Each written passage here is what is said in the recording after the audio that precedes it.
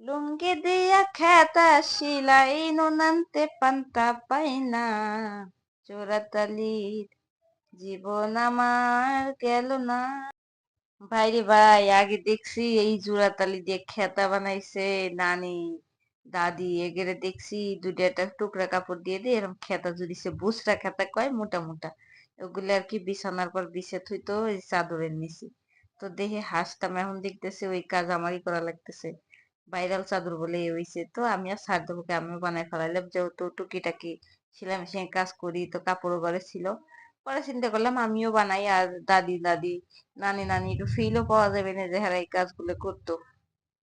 আর এই তো এই যে সন্ধ্যাবেলায় যে মেয়ে কইতেছে চিপস খাবি, তো চিপস যে কতগুলো নিয়ে নিলাম বাজ্যে দেবো। এই চিপসটি কিনে একবারে জম্মে ঠগা ঠগে গেছি, বাজারেতে নিয়ে আসলাম। চাচা তো কইতেছে খুব ভালো চিপস, নিয়ে খাইয়ে দেন। আমি দেখতেছি হ চাচা আসলেই ভালো, বাঁচতে গেলে বেশি একটা ফোলে না, যতই ডুবার তেলে বাঁচতেছি কোনো লাভ হইতেছে না।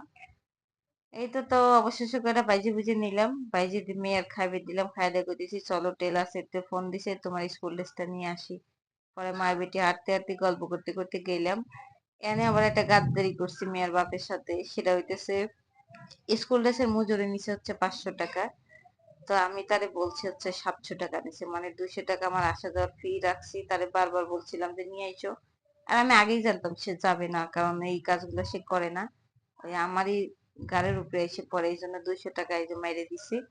তো 200 টাকা মাইরে কি করছি দেখেন, এই যে মেয়ের পছন্দের একটা প্লেট নিয়ে আইছি, আর এই যে দুইটা হাফ পিস নিয়ে আইছি।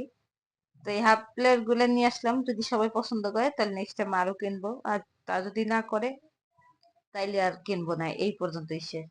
তো সত্যি কথা কি আর কি, ঘরের টুকিটাকি জিনিস একটু একটু কিনেই আমি কিন্তু জোগাই, মানে জমাই সেট বানাই। একবারে দেখা যায় হাতে টাকা থাকে না, একটু বাজার করে আসতেছে ওই ফাঁকে একটু টাকা বাঁচতে পারে, কিছু একটা কিনে ফেলি।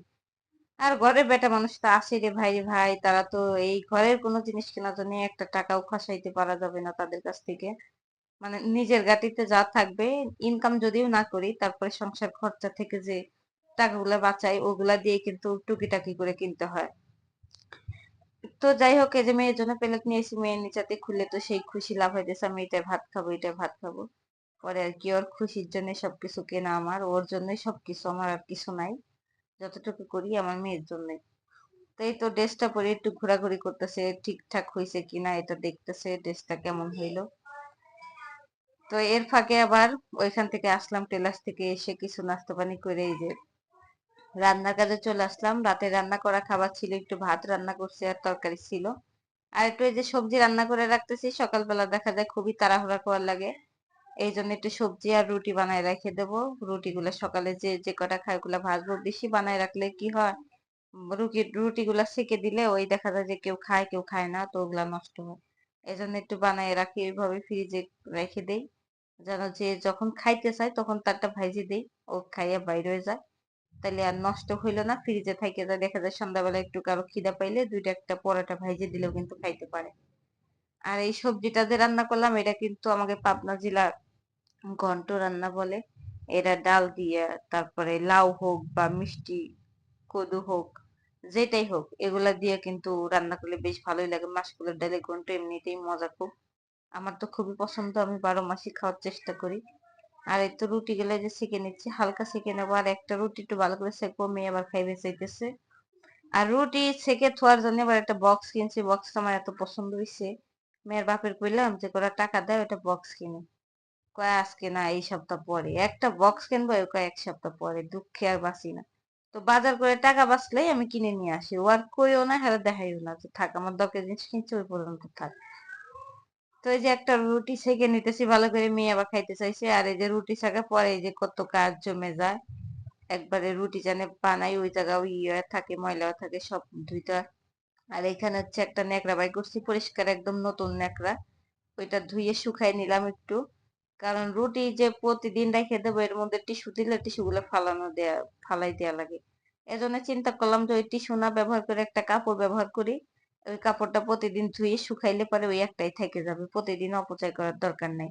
তো রুটি গুলাও ঠান্ডা করে নিছি, তো বক্সের মধ্যে দিয়ে দিতেছি। এগুলো নর্মাল ফ্রিজে রেখে মনে করেন যে 2 দিন 3 দিন পর্যন্ত খাওয়া যায়, কোনো সমস্যা নাই। কিন্তু সেকার সময় খুব সাবধানে সেকতে হয়, তাইলে রুটিগুলো ফুলে সুন্দর। আর হচ্ছে গরম গরম খাইলে মজা লাগে। আমার আবার গরম ভাত, গরম খাবারটাই পছন্দ। কার কার পছন্দ জানি না। আমার ঘরে যে মানুষটা আছে সে তো একবারই পছন্দ করে না। এই জন্য একদিন তার গরম ভাত দিচ্ছি, একটু রাগ রাগ আমার উপরে। পরে একদিন একবার জম্মে ঠান্ডা ভাত শীতের মধ্যেই দিছিলাম। পরে কয় যে মানুষ শত্রুতাই করলে কি এমনি করে, একদিন গরম খাইতে চাই না দিয়ে এত ঠান্ডা দেয়। পরে আমি আর কিছু কই নাই, রাগও কই নাই, মুসকে মুসকে হাইসে উঠে আইছি যে দেখো কেমন লাগে। গরম খাইবা না তোর বেশি ঠান্ডা খাও।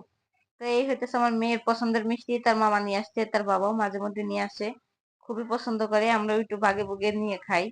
সাইড ছুটি থাকলে কিন্তু একটু খাওয়াই পোলাপানের সাথে। তো এটা দিয়ে যে রুটি খাবে মেয়ে, রাত্রে আর মনে হয় ভাত খাবে না। তো যাই হোক, অনেক কথা বললাম। ভিডিও যদি ভালো লাগে অবশ্যই লাইক কমেন্ট শেয়ার করতে ভুলবেন না। সবাইকে অসংখ্য অসংখ্য ধন্যবাদ। আল্লাহ হাফিজ, আসসালামু আলাইকুম।